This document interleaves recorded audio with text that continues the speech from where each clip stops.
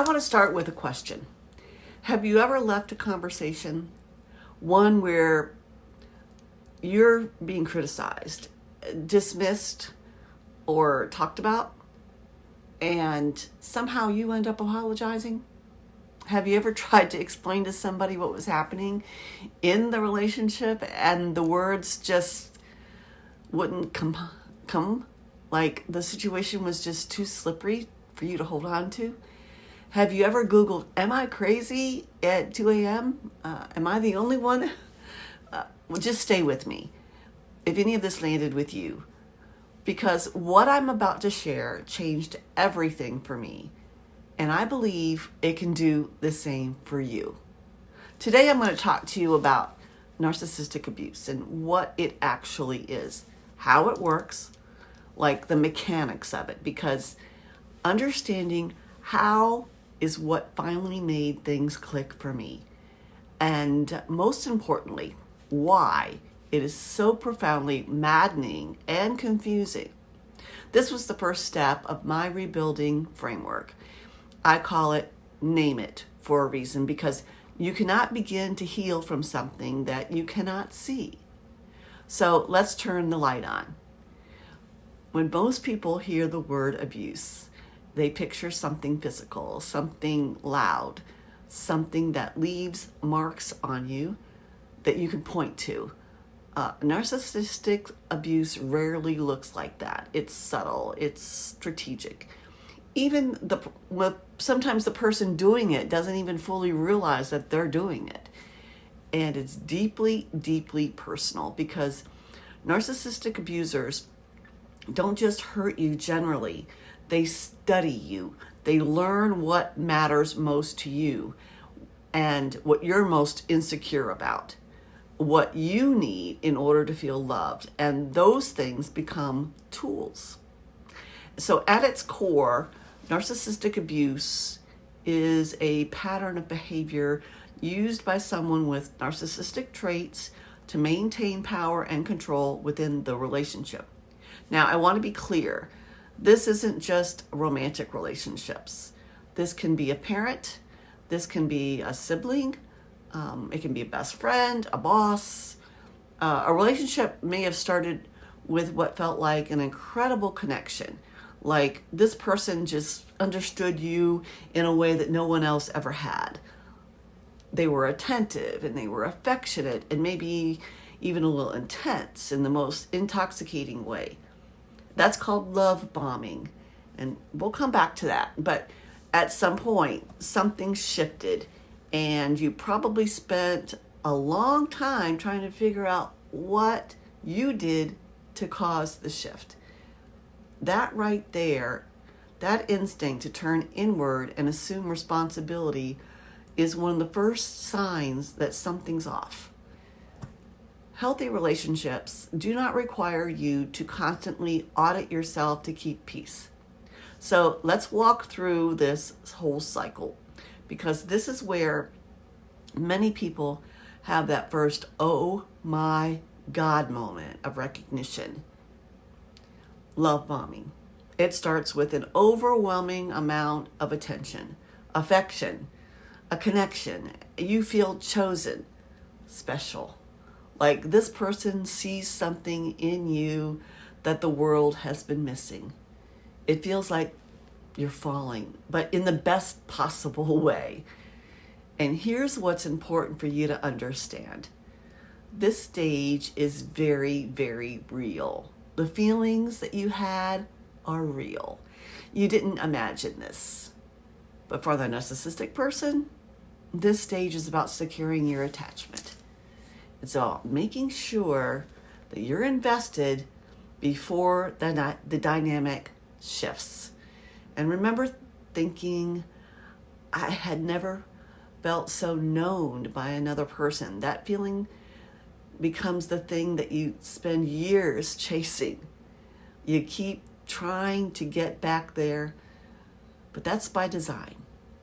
The next step is devaluation. This is where the confusion sets in. The warmth starts to cool. The criticisms start to creep in. And softly at first, but wrapped in humor or concern, like, I just worry about you, or I'm only saying this because I love you, or you're just so sensitive. You find yourself walking on eggshells, monitoring their mood, adjusting yourself constantly to avoid a conflict. And every time you try to bring it up, how you're feeling, somehow the conversation ends up with you comforting them or apologizing or questioning whether or not you have a right to feel this way in the first place. So then you get discarded, or the threat of discardation. This kind of looks like a sudden withdrawal. It's total cold silence, threats to leave, or actual ending, followed sometimes by a return, a hoovering back in, where suddenly love bombing returns and you feel that warmth all over again. You think, this is it. They've changed and we're going to be okay. And the cycle begins all over again. I'm not telling you this to make you feel foolish for staying or for going back. I mean, I stayed. I went back. Most people do, because the cycle is engineered to keep you there. Your nervous system becomes calibrated to the highs and the lows. Leaving feels like withdrawal, not relief. I lead it first. Now, let's talk about why this is so hard to name. Why so many of us spend months or years not being able to explain what's happening to us. It's called gaslighting. This word gets used a lot now, but I want to make sure that we're clear on what it actually means. Gaslighting is when someone causes you to question your own perception of reality. And that never happened. You're remembering it all wrong. You're being dramatic. No one else has these problems with me. It must be you.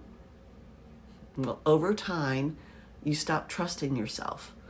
You start going to them to verify your own experiences. And the person who is causing the harm is also the one you're relying on to validate your reality. You're in a very vulnerable place. It's called projection. The things that they accuse you of are often the things that they are doing themselves. You're accused of being controlling, manipulative, selfish, dishonest. And because you're someone with a conscience, you take those things and those accusations very seriously. And you examine yourself and wonder if you're right, if you're the one losing track of what the problem is. Intermittent reinforcement. This is the psychological mechanism behind why it's so hard to leave. And it's so easy to return. When reward and punishment are unpredictable. Sometimes you get warmth and sometimes you get cold. Silence that you can never quite predict. Which one are you going to get? Your brain becomes obsessively focused on earning the reward. It's the same mechanism behind slot machines. I mean, you keep pulling that lever, hoping this time's going to be different. There's isolation. Slowly, quietly, you find that your friendships have faded, that you've pulled back from family, that the people who might have reflected reality back to you are no longer close. And this often happens very gradually. You don't even notice it until you're already alone. And this is why you couldn't explain it. Not because it wasn't real, but because it was built to be invisible. I remember the very first time someone said it to me. Nanette, this is our narcissistic abuse. And you know this, right? That was my therapist. It was my very first session with her. I'd only spoke to her for like 15 minutes, and this was the very first thing that she said to me after I had explained what was happening. I felt my whole body go still. It was like hearing something that I had been locked inside of me for like years, finally spoken in words I could understand. and hold. My first reaction wasn't relief, it was grief, because naming it felt real. It meant that the relationship I had poured into was not what I thought it was. It meant I had been living in something that had slowly taken pieces of me. Maybe that's where you are right now. Maybe naming it feels like terrifying because once you see it, you can't unsee it. And I want to tell you, that's not a bad thing. This is the beginning. You're not crazy. You're not too sensitive. You are not the problem. You were in something that designed to make you believe all those things. And the fact that you are here, asking questions now, looking for language, reaching out for some clarity, that is your real self fighting its way back to surface. Naming it is the very first part of rebuilding. And it's not a small thing. It's the foundation of everything that gets built on from here. And in the next video, I'm going to talk to you about the next step, feeling it. Because once you name it, the emotions that have been frozen or suppressed start to move and you start to feel. And learning how to get them to move without being consumed by them, that's the next step. So if this video helped you feel less alone today, will you let me know in the comments? You don't have to share your whole story. Even just, I see myself in this is enough. Because someone else is going to see your comment and feel less alone too. And that's how we rebuild together. If you're not subscribed, hit that button. This is a channel, a space for women who are in the middle of rebuilding their lives. And I'll show you up here every single week something that I hope makes the journey a little clearer, a little softer, a little less lonely. I'll see you in the next video. Thanks. Take care of yourself today.